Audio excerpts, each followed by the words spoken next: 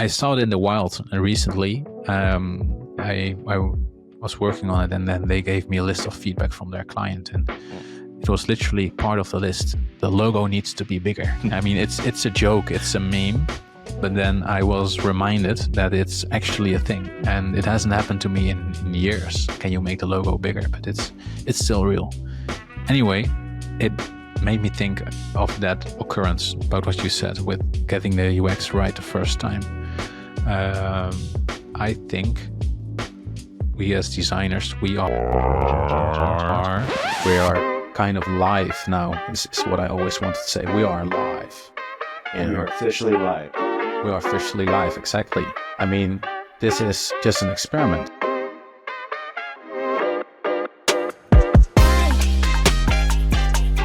Hello. Hello. How are we doing? How has your last week been? Last week's been good. Busy in a good way. Lots of projects to work on. How about your week? Same. A lot of projects on the go. A lot of context switching, which is good. Sometimes, Yeah. but it's been a good week. It depends how often you have to switch context. I mean, I noticed within myself, if I do 3 or 4 projects on a day or more, that's too much. So what I'm doing now is I'm dividing my day into like before lunch and after lunch. So before lunch, it's client 1. After lunch, it's client 2. So it's less content switching and focus switching, but it's also calmer. Like I'm not stressing like, oh, I also have to do client 2, 3, and 4. Now I just know, okay, client 2 is after lunch. Client 3 is tomorrow morning, So that's been really helpful. Just use bigger blocks in my schedule rather than many small ones. A good tip. Yeah. I think I max out at 2 projects like simultaneously during the day. Blocking out morning and afternoon is probably, I'm going to take that one up. Yeah. If I can, if I don't get. Well, it doesn't work all the time. No. Silly things can happen. This week, it got away from me a little bit in the end. At the end of the week, I had a few more meetings than usual. Also, some promises I made for projects. And then I'm like, I've promised these things, but I also have a meeting or 2 extra.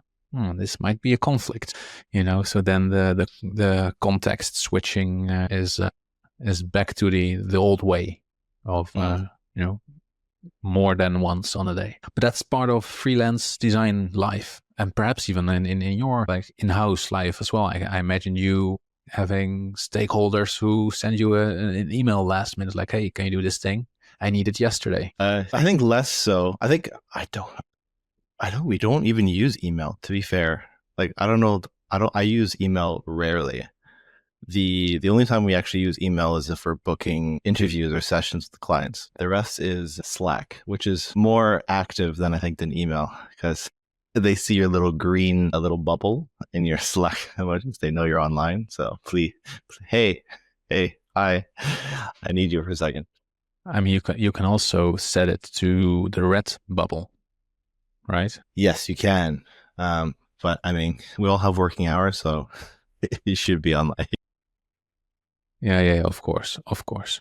Anyway, nice little, kind of off-topic talk to begin. But today, like the main topic is myths, like UX myths. One thing I really want to mention before we actually start is that it's a two-way street. So it's things people believe who are not designers about designers, and also the other way around. So the things we still believe as a community that might not be true anymore or have never been true at all. And also I think some myths might be busted and some might turn out to be true. And then it's just truth rather than a myth. So that's what I've been thinking in preparation for this recording. Like, it's the most important thing being that it's a two-way street. Like there are things that we tell ourselves that hold us back, I think. That's very true.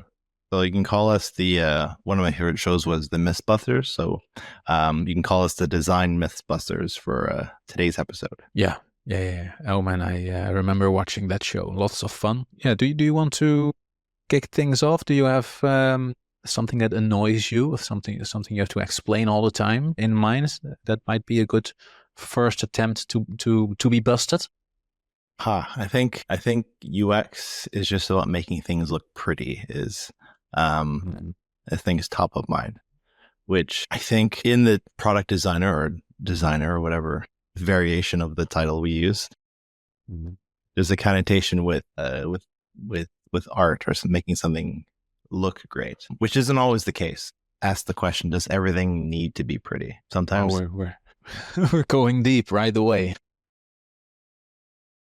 I think we get stuck in like for that one specifically. I think there was a time when Dribble was the most active things in our lives. Like, oh, I got to upload my thing to Dribble, and it's all about this aesthetic world. But I think UX is having everything into the picture, not just how it looks, but also how it functions. Does it solve the problem, etc. Well, that it's also because of the word design, in your job title, and that's one thing I struggle with if I have to explain what I do somewhere. Like my wife came home recently after work, and she told me like, well, they asked me what you do at work, and I was interested and proud that it's been brought up and that kind of stuff. But at the same time, I'm like, I hope they understand, I hope they get it, which is, I think, it's kind of ironic. Like if we are about user experience and things being easy to use and understand, and then me thinking like, I hope they understand it. I hope they don't think I'm a designer that makes things pretty, So I really connect with the thing you're saying, like the making things pretty. Back in the day, I always said in my bio or about section on a portfolio or all these places where you explain yourself, I mentioned exactly what you just said. Like, well, it's about making things useful. But now, today, and I'm not sure if this is AI influenced or not, but today I'm thinking, why not both? Like, why not make things pretty and useful? Because I think we can, and I also think not enough people do.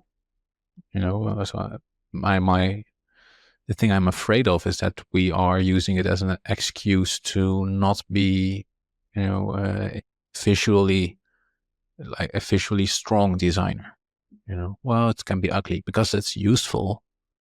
So that might be something where a wrong direction we might be going in.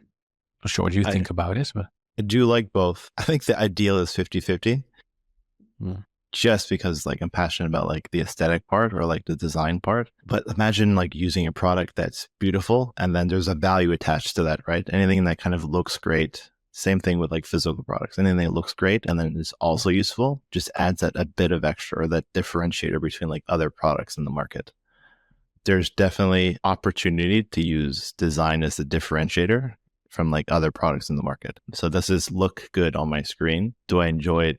Does it like I get to use this piece of software, and also gets my job, facilitates getting my job done? I mean, it's something you could do. I mean, you could position yourself as someone who makes things stunning.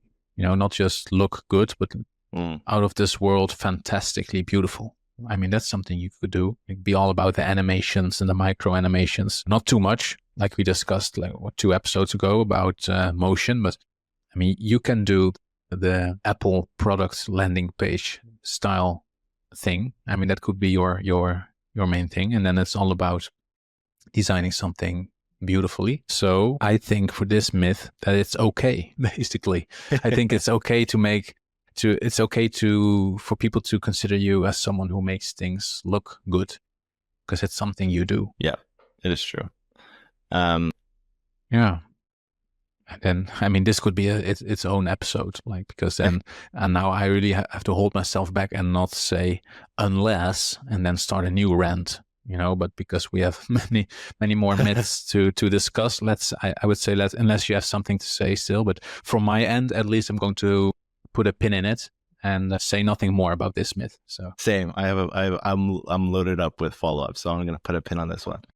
All right. Well, you have lots of follow-ups. Go ahead, please. I'll just say one last thing before we move on to the next myth. There goes the pin. The pin is out. The pin is out.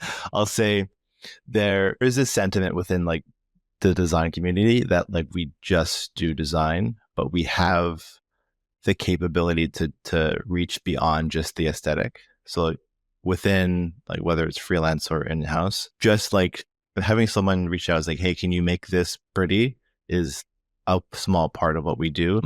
The other part is the strategic part. Last thing I'll say.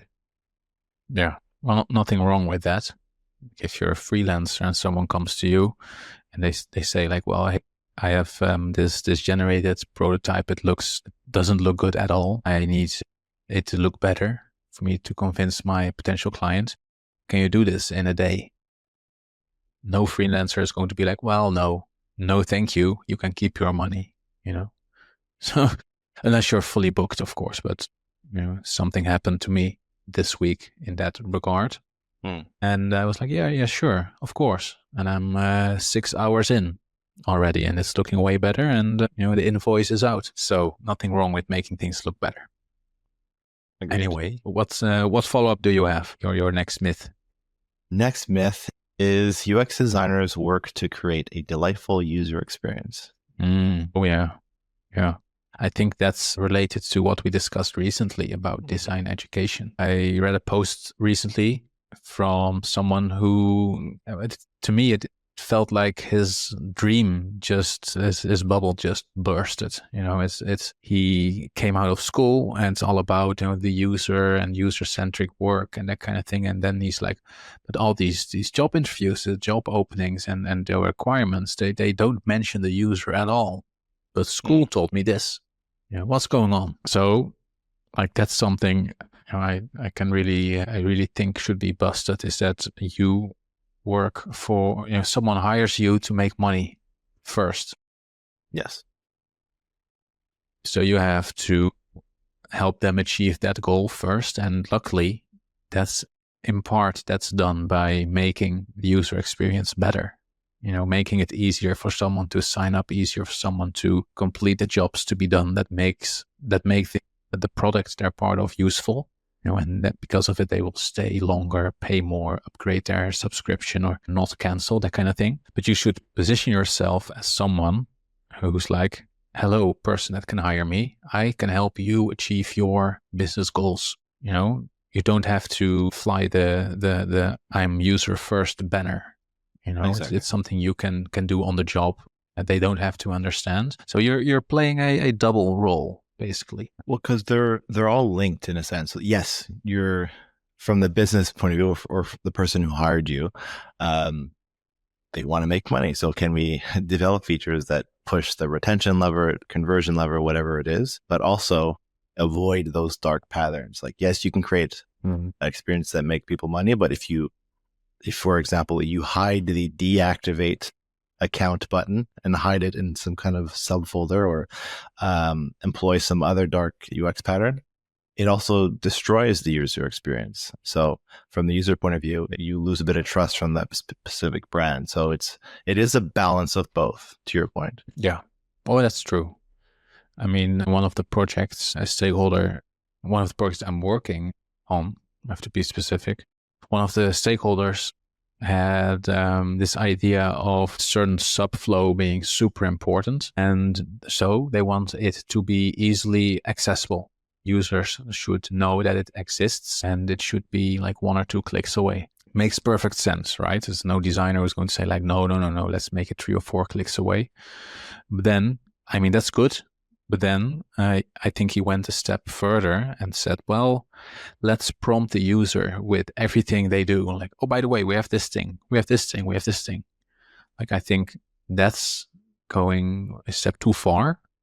And, I've never spoken to him about, user first and all the things I've learned in school. But at that point, I still was able to convince him that this is not the right UX, not the right user experience. I think that would be very annoying for people to see the same pop-up every time without being able to click the don't show again checkbox, And because of all the theory I've learned in school, and I was able to convince the stakeholder that it's not a good thing to do. So at that moment, I still did the thing I've learned, be the gatekeeper of a good user experience, like keep all the dark patterns at the gate.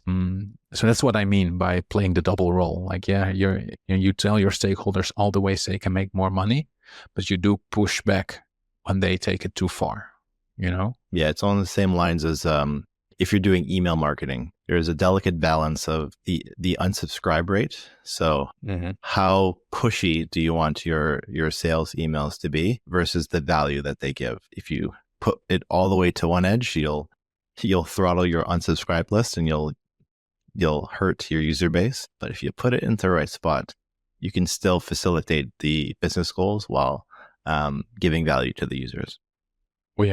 Oh yeah, for sure. The unsubscribe button is always very small. Accessibility is horrible, but it is there. It is on the page, on the email. So they check all the boxes in terms of requirements. A good one. Yeah. I know my unsubscribe is it doesn't pass the accessibility contrast ratio. That's for sure. Yeah.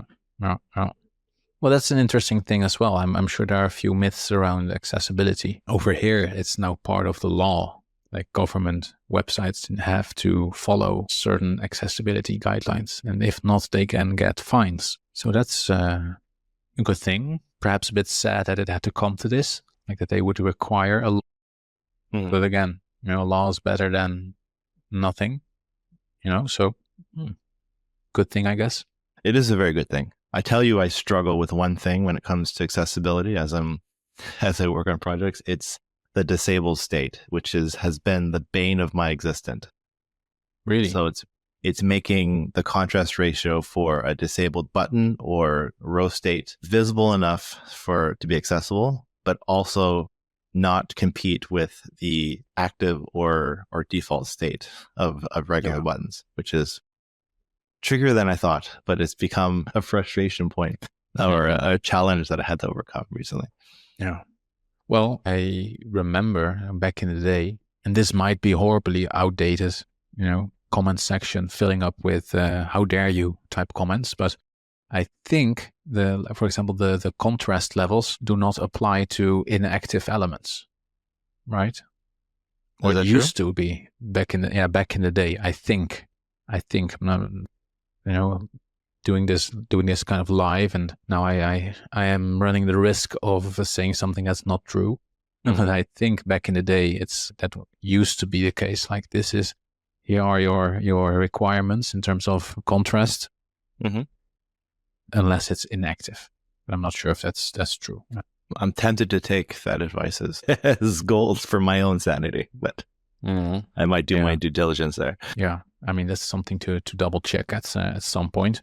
Still a very challenging thing because, if you have, white and gray, I assume you use some sort of gray for your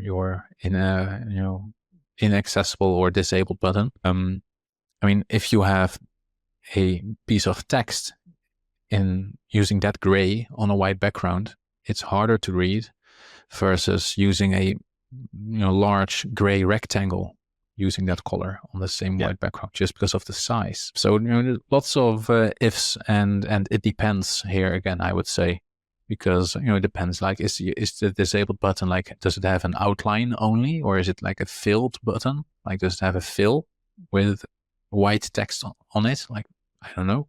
So there's no. I mean, we're talking about a disabled button now, but there's no one quick answer to it, I guess.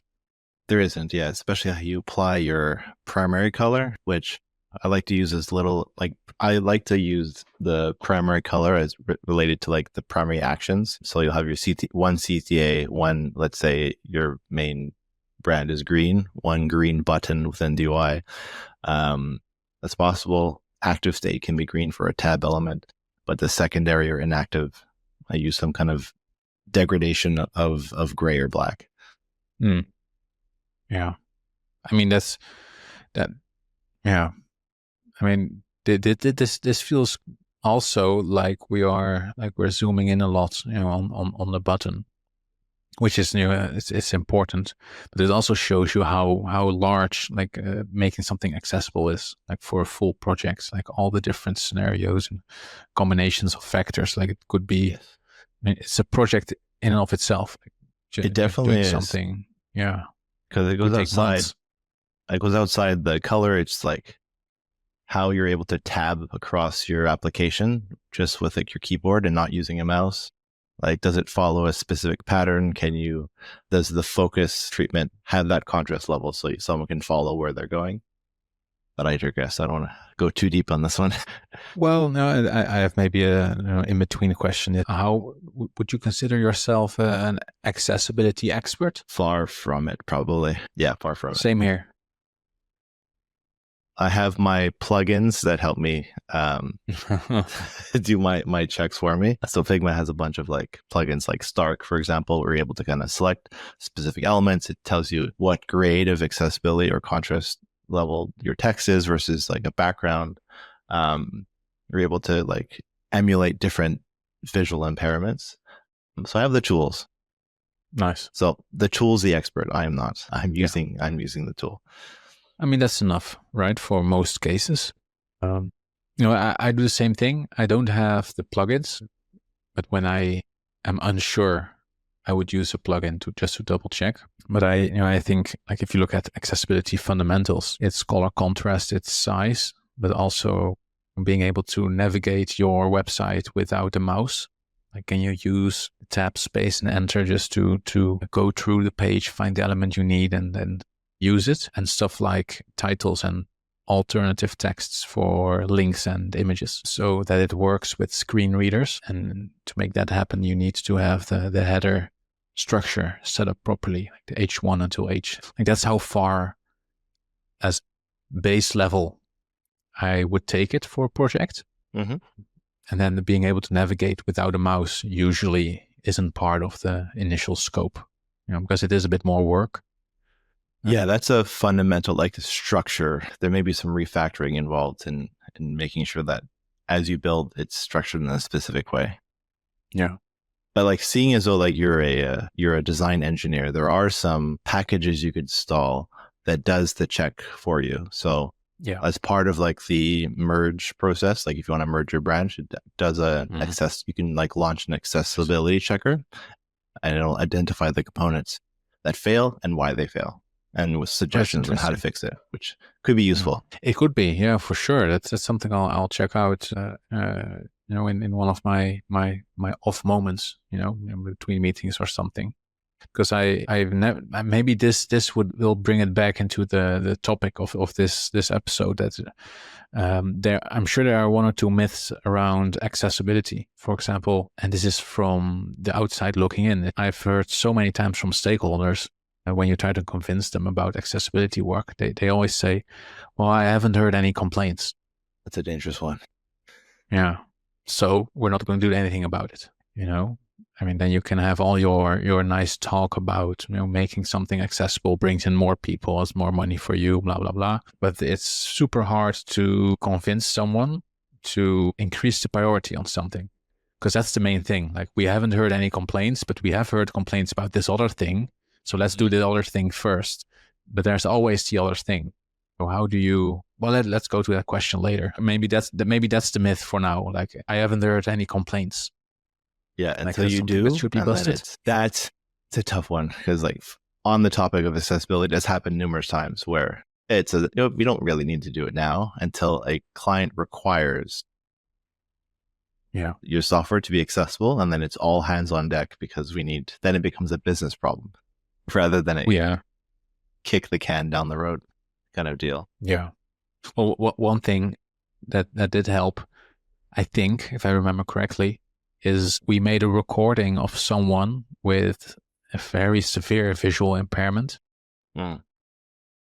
We asked her if she could create an account on her mobile phone on the platform we were working on, and she was really close to the camera, to her phone, and we were trying to film it. And we asked her to think out loud, like, tell me what you're doing, what you think you have to click, and what do you see, what don't you see. And it was a horrible video. Like, it was hard to watch, to see her struggle, try and make an account. I think that's the one thing that could work. and then show it to your stakeholders. That'll go over. And that's a horrible video to watch, but a solid video for proof that you need to work on those specific things. That's a good move. Yeah. So I mean that's probably a topic like for an episode, like handling stakeholders, how to convince people of the things they don't want to be convinced of, and how to move things up the roadmap. Any other myths? Anything on your list? I got here. Okay, this is a good one. This is your suggestion. Actually. Really? UX designers. This is unscripted, by the way. I didn't ask Tyler to give me the assist here. UX designers get everything right the first time because we know UX. Yeah. Spicy. Yeah. Oh yeah, for sure. Can you just quote "do the UX" unquote? That's I saw it in the wild recently, and that mockup I just mentioned. I was working on it, and then they gave me a list of feedback from their client, and it was literally part of the list. The logo needs to be bigger. I mean, it's a joke, it's a meme, but then I was reminded that it's actually a thing, and it hasn't happened to me in years. Can you make the logo bigger? But it's still real. Anyway, it made me think of that occurrence about what you said with getting the UX right the first time. I think we as designers, we are good at making guesses at the first, as the first version, based on design theory and our knowledge and experience. We should try this thing first because it's worked in one or two projects prior to this, but we don't know anything from the start. Getting user understanding is something that takes a while. It takes a few iterations, a few releases of your product. So I think our aim gets more narrow, more focused, which with each talk we have with the user, with each email feedback we get. But I think expecting a designer to get it right the first time and it to be perfect and flawless, exactly what the user wants, I think that's a wrong expectation that will only bring disappointment and stress to anyone involved. Also, on the same lines as if you shipping too late, like you shouldn't have the perfect solution immediately. That means you try to polish it for too long. Plus, like UX is not a siloed department. It's everyone contributes to it. So you should get to like a thing first and then share it with your stakeholders or your teammates, and then they can help poke holes and see things that you didn't. Yep. You didn't see. Like that happens to me on a daily basis. Like I have my dev ready, hand off a Figma file, and then have an engineer go inside, poke around, ask questions like, oh, I forgot about that. I forgot about this. So it's like, it's true collaboration. End of the day, like UX designer does not hold the keys of all things UX. Sometimes we miss things, and like our collaborators help us out with that as well. Yeah, I mean that's exactly it. And do you feel any stress or insecurities there, like when they tell you like, hey, you forgot this thing? Yes, but it does you have to remind yourself, you're not perfect, and you don't. Yes, you're the UX designer, but like part of what we do is we don't ship things because the designer says yes, it's okay. We have to have multiple checks. That's how the development process works. Like, yes, I get like, oh, I forgot, I should have done that, but good. We have our teammates that are engaged in the UX concept. So it's an appreciated concept. Yeah. Well, interesting thing is that I have that feeling a little bit sometimes, where I feel responsible. And then, for another project, we updated use flow in quite a big way. And from the data, the results were inconclusive. Like it was, some days it was a bit better, some days it wasn't better. So it's, conclusion more or less the same. I didn't feel good about it. I was like, we made all these things better, or so I thought. And, I wonder what they're going to say. But then, later I was like, oh, wait a minute. We compromised. We had meetings with the developers, with the founders, with the marketing people. They all had something to say. And then as a group, we came to the conclusion to, deviate from the original path and go a little bit to the left or to the right. So it's not my fault. And at the same time, it also wouldn't have been my solo win if it was way better. I think that's helpful to battle the insecurity and the imposter syndrome. Yeah, that's a good way to think about it. You don't have to shoulder the blame that way, because they can feel that way sometimes because of where like design sits as part of like the development process. Like any mistake that we do can't be corrected after it's launched. So like part of our job is like risk mitigation. So making sure that we flesh out all the edge cases, use cases, and make sure that it's good. So when we hand it over to engineering or we put it to code and then we launch it in the wild, there's no undo. It's a whole feature that we've launched. Yeah. So it feels more risky than it's like doing a quick update if you're an engineer. Yeah. Well, that's true. That's true. I feel like there are lots of little myths being busted, like right in your answer about getting it right the first time. You have to get it right first time, and all these things, a few more, which I think is very healthy for all of us to hear. Like, you can change things later in version 2. It's fine to undo something, which makes me think that there's also, perhaps because of education, where you learn design thinking, where the first 2 steps are really about like understanding and researching, which you can go back to for step 1 and step 2. Actually, it is it's never ending, basically. Well, it's also part of how we learn, like in school. Like if you fail a test, you fail a test. You don't. It's that like we do a thing, we get graded. It's either pass or fail. But part of what we do is it's okay if it fails. It's a learning opportunity. We'll see. True. There's a part 2 of that test, or part 3 or part 4 that comes in iterations. Yeah. I let it go to part 4 sometimes in school, where I would have to redo a test a couple of times. And then I told my teacher, like, hey, I got a 9 out of 10 score. And I was very proud. And the teacher said to me, like, well, that's about time. So that's my spirit crushed there. Anyway, doesn't matter too much. Yeah, so we have a few things. We have I think the getting things right the first time and blaming yourself and feeling responsible is like, there are a few big myths there that we need to bust. Like I think designers can be, including myself, I do this all the time.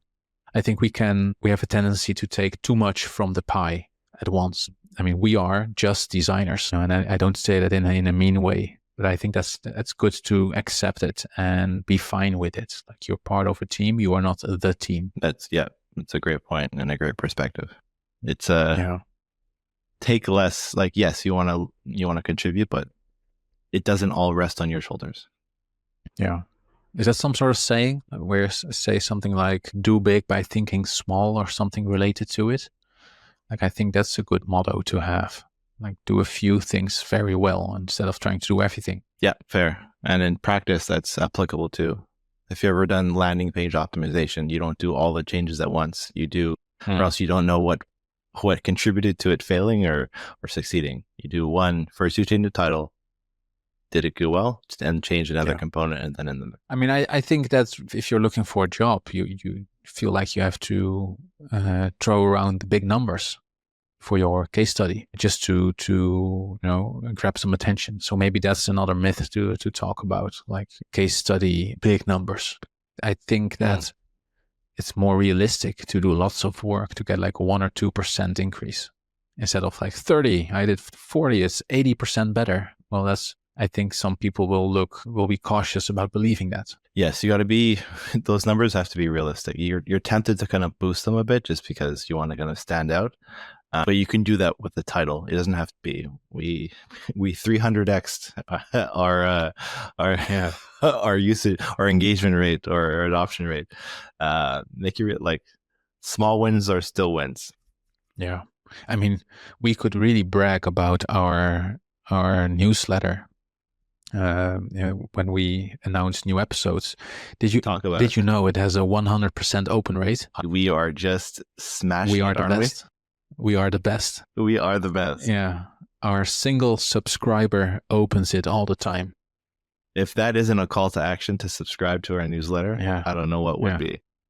Well, become our second subscriber. We have subscribers on the different platforms, but we also have the episode announcement email, which is on the website, designtablepodcast.com. And then you go to an episode or an article, and then really at the bottom, we have that get notified of new episodes link. So one person signed up for it, and that person opens it all the time. So that's good. Good. Yeah. I do. I don't know if that becomes a vanity metric. That 100%.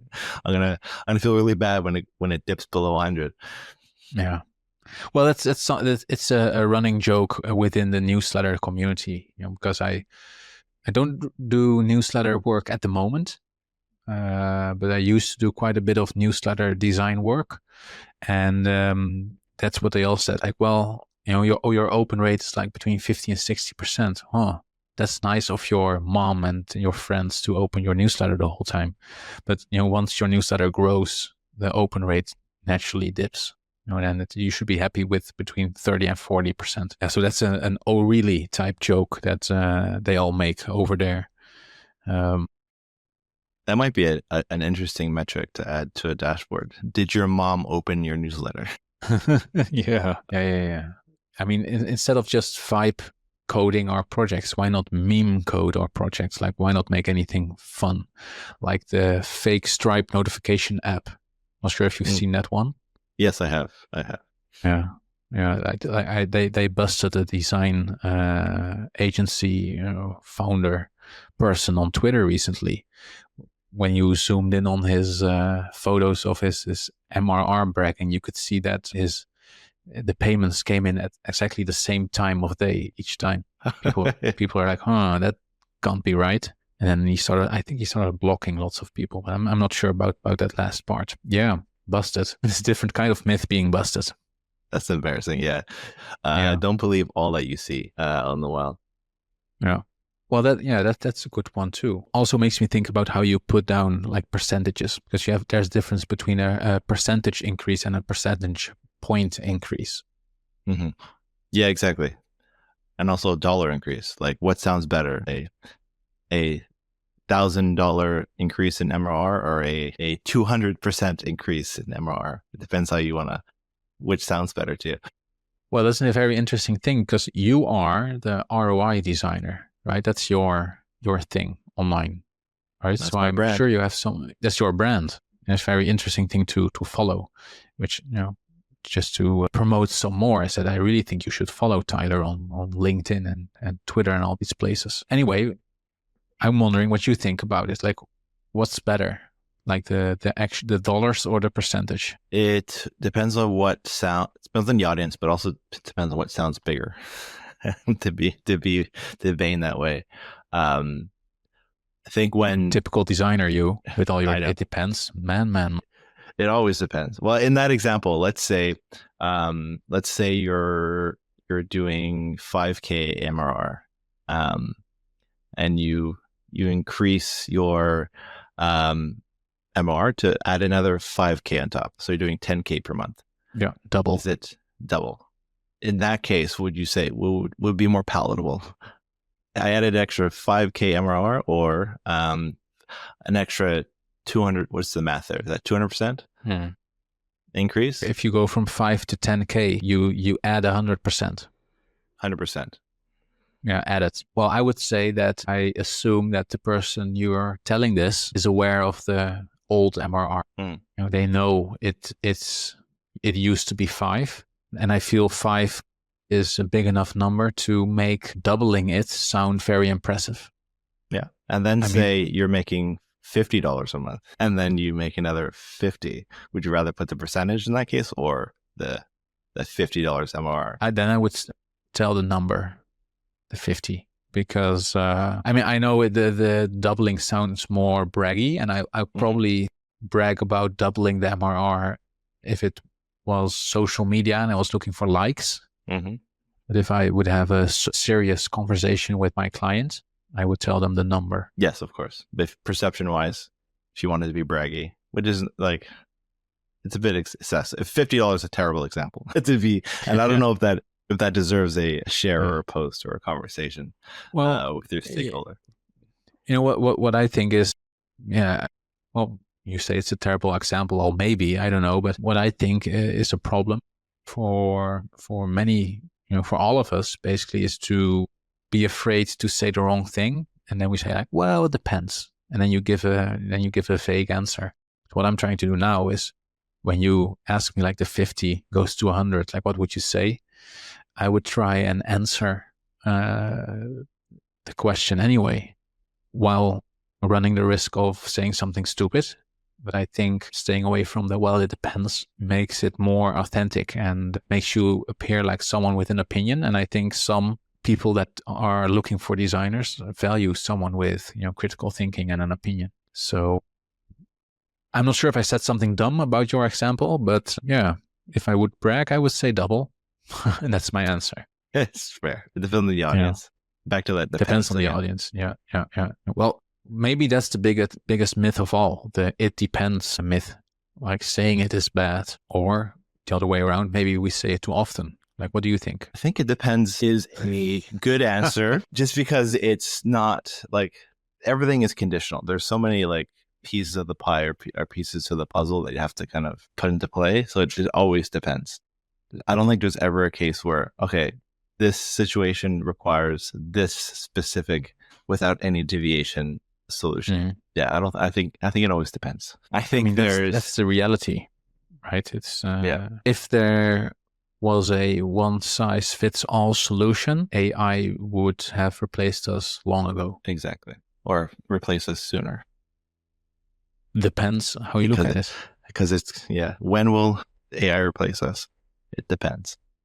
Yeah, it won't. It will, if I have to believe social media, it will forever be in 6 months. It has been in 6 months. Yeah, it has been in 6 months since 2023. Yeah, it's never changing. It's not going to replace us. It's the thing that we use, not like imagine, would you rather, okay, here's what I've been thinking about it for a while. Would you rather, here's the myth. Would you rather fire half of your company and use AI, or give everyone in your company AI to be more efficient? Which one would you take? I would take the second one. Like of course. I'd say that's more of a growth mindset instead of a let's save and reduce type mindset. Exactly. So in that case, I think the fear is not warranted. I think we're fine. The companies that adopt and what's the right word? I would say like 10x your employees by leveraging AI is probably the best way to go instead of cutting and replacing. Yeah, that's what they all say. X to leverage. Like that's a real leverage is a real AI word. It is. Well, I mean that's very interesting. Like the whole AI talk. I spoke to someone this morning and he said that AI will take out like the middle part of the spectrum, and we are now standing like before that gap, and some people will jump over the gap and become, let's say, AI proficient or AI native, and then everyone who's not going to make that jump will fall behind, because if you stay where you are now, the people who are jumping over will become quicker and better and can do more things, and that will make them super cheap, or the ones who do more super expensive. Because he also said that the big AI companies are losing money currently, like billions each year. Like it's just not profitable. So you can either wait until like the tech becomes cheaper, or you have to raise prices. And if you raise prices, you make someone more expensive, and then they have to raise prices as well just to pay for the AI help. So there's a lot of crazy stuff going on in that regard. I think that is, you can better jump and learn the tools rather than be, stick your head in the sand and be like, well, no, it's not good. Yeah, we've gone through periods of time where there was evolution, and I think those periods are getting shorter and shorter, and the people who waited until it was fully adopted were left behind. But if you stay, I'm not saying you have to be ahead of the curve, but like just be aware, start testing things here and there, and just so that like when the next jump comes, you're not left behind to that median point you're saying. True. Yeah, a great example of it is that I tried Claude Code and Figma MCP this week or last week, just for me to be able to form an opinion, firsthand, like real project, real client, real request to do something, where I was like, well, let's try, see how it does. And it didn't perform that well. So one option would have been to complain about it online and shout from the rooftops like, we're safe, it sucks. But I didn't feel that was very productive to do. So what I did instead was to look at like, why doesn't it work? And turns out you have to align the code base in your Figma file. Like they have to align perfectly. Like you have to speak the same language in both places. So you either need a developer with design knowledge or a designer with developer knowledge. And then if you have people in both sides, they need to be able to talk and communicate with each other as well. So it's very error prone, and you have to be very smart to keep it aligned all the time. And that requires a lot of skill, a human skill. So it's going to be useful, but it doesn't mean you can just sit back, relax, and one shot your prompt. It doesn't work that way in a serious code base. You have to learn, and it will make you better. But you have to, again, jump that gap and have the mindset to do it. And if you do, then I think you will print money. Solid advice from the resident design engineer. Oh yeah. Yeah. You know what's interesting? I'm not sure if you have the same thing, but all these things happen to me during the week, and then I'm like, oh, I have to tell Tyler during the recording. But then the episode will get very messy because all of the random rants that I have. We just have to make another random rant episode. Yeah. One of my favorite episodes to record. Comes out just before. Did we do that last time or the time before? I don't recall. We did anymore. It last time. So last time in 4 weeks. You're saying 4 weeks now. It's very interesting, but this one comes out weeks after. Exactly. This one comes out after that one in 5 weeks. Yeah, no, in 6 weeks. 6 weeks. So and when you say 4 weeks, it's actually -2. When people hear this. Yes, true. Yeah. True. It's hard to keep track of the math there. Yeah. I mean, look at us being all confused. It's. I wonder if there's an AI for that. .com should be a thing. Maybe it is. Maybe there is. Or just use Claude and then create your own tool. Yeah. And then sell it for lots and lots of money. Yeah. Anyway, any more myths on your list? What do I have here? Yes, maybe the last one here. UX designers need to have a traditional art background. Well, it would help, but it's not required. So busted, I would say. Like it's not a requirement. I'm really hammering down on the word that it's required. Yeah, I'm with you. I think I've seen so many cases of designers from different backgrounds, traditional and not. I don't think it really matters. If you have an art background, the bias is that you are going to be a Johnny Ive type designer. It's really all about thin fonts and black and white and minimalism and that kind of stuff. And nothing wrong with that. I like that style. But to be honest, I try and use it myself when it's appropriate for a project. But I think it will create a specific type of designer. The I think it goes back type. To our initial myth, which is do UX designers have to make things pretty? Yeah, true. Comes full circle. True. Yeah. Well, that's a good point. Yeah. I would recommend it to learn more about art and all the classic design stuff like Gestalt and psychology, color theory, and that kind of thing. And it feels like that's something you would learn in an art education. Let's say it's optional, not against, but also not a requirement. Yep. Yes, optional. It is beneficial in some cases, but not mandatory. Yeah, true. All right. That's everything on my list, and I think on your list as well. So we have quite a good list. We should summarize this, not now, but like in the description or in a social media post before we launch this. Hey, by the way, we're going to handle all these myths. What do you think? Have a listen. True. It could be a good designtable.com, podcast.com post. Yeah, I think so. We should write another one of those just to make the website worth a read as well, instead of just being a list of episodes. All right. What's on the table for the next episode?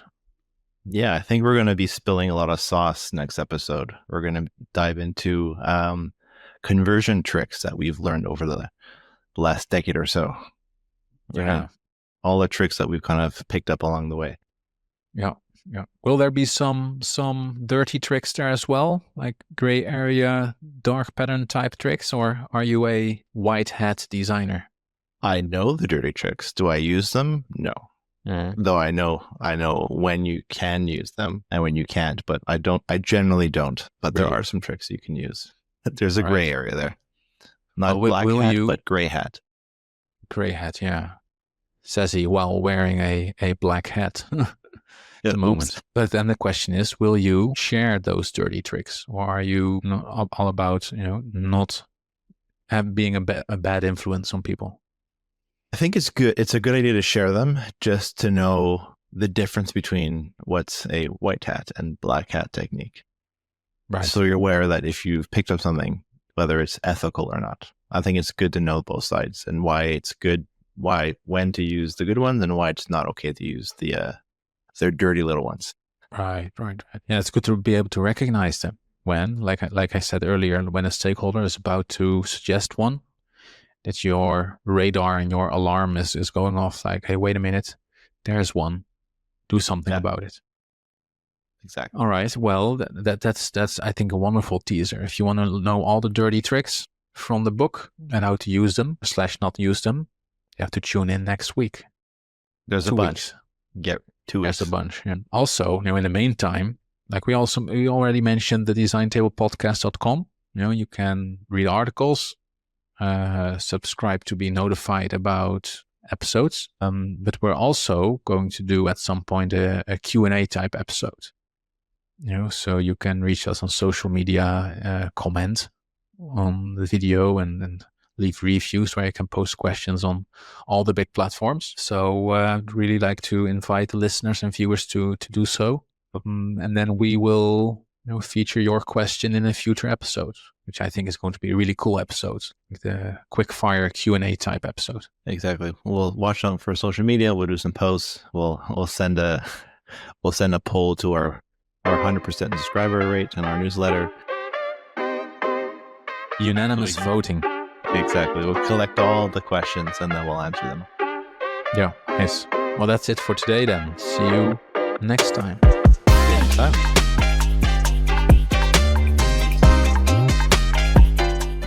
That was a great episode. So if you like this content and want to hear more, please like and subscribe. Yeah, and if you want to see more, please go to designtablepodcast.com, Spotify, Apple Music, all the big players and more.